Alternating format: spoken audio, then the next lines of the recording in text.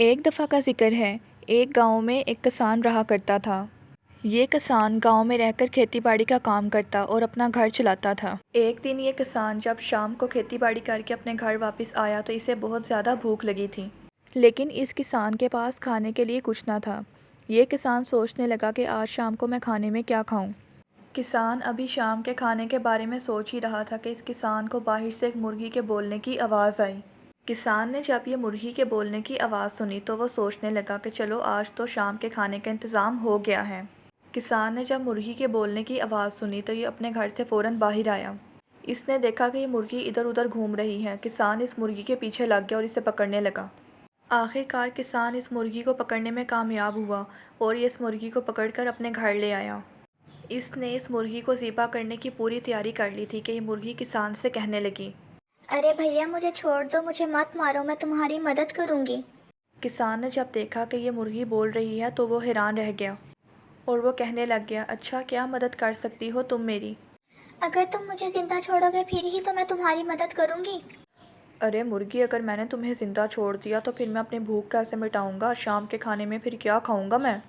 भैया अगर तुम मुझे ज़िंदा छोड़ोगे तो मैं रोज़ तुम्हें सुबह उठकर एक सोने का अंडा दूँगी। अरे क्या बात कर रही हो, सोने का अंडा?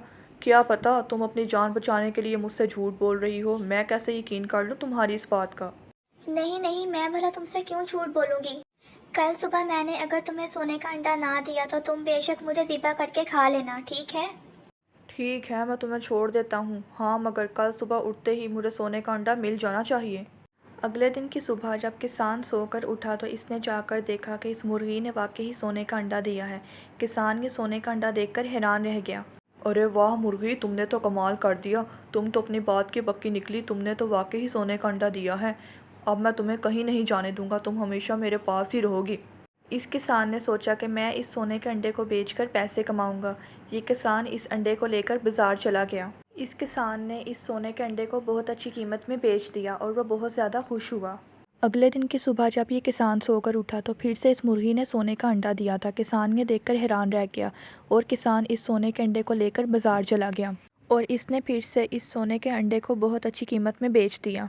जैसे जैसे वक्त गुजरता गया ये मुर्गी सोने का अंडा देती रही। इसी तरह ये किसान ये सोने का अंडा लेकर बाजार जाता और इसे अच्छी कीमत में जाकर बेच आता। कुछ वक्त गुजरने के बाद किसान बहुत ज़्यादा अमीर हो गया था। अब इसके पास बहुत ज़्यादा पैसे आ चुके थे और इसके साथ साथ इस किसान में बहुत ज़्यादा लालच भी आ गया था। अब ये किसान सोचने लगा कि रोज़ सुबह उठकर मैं ये एक सोने का अंडा नहीं बेच कर आऊँगा, मुझे ज़्यादा सारे सोने के अंडे चाहिए। अब किसान ने सोचा कि वो इस मुर्गी को ज़िबा कर देगा और इसके पेट में जितने भी सोने के अंडे हैं वो सारे बाहर निकाल लेगा। किसान ने फ़ौरन से इस मुर्गी को ज़िबा कर दिया और वो देखने लगा कि इस मुर्गी के पेट में तो एक भी सोने का अंडा नहीं है। ये देखकर हैरान और परेशान रह गया।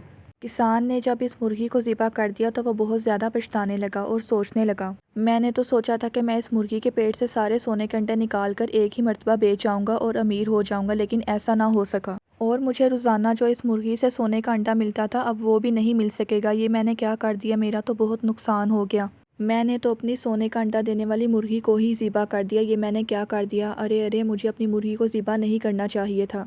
तो बच्चों, हमें इस कहानी से ये सबक मिलता है कि हमें कभी भी अपनी ज़िंदगी में लालच नहीं करना चाहिए। जैसे इस किसान ने ज़्यादा लालच के चक्कर में एक ही दफ़ा अमीर होने के लिए अपनी मुर्गी को ही ज़िबा कर दिया और रोज़ाना के एक सोने के अंडे से भी हाथ धो बैठा।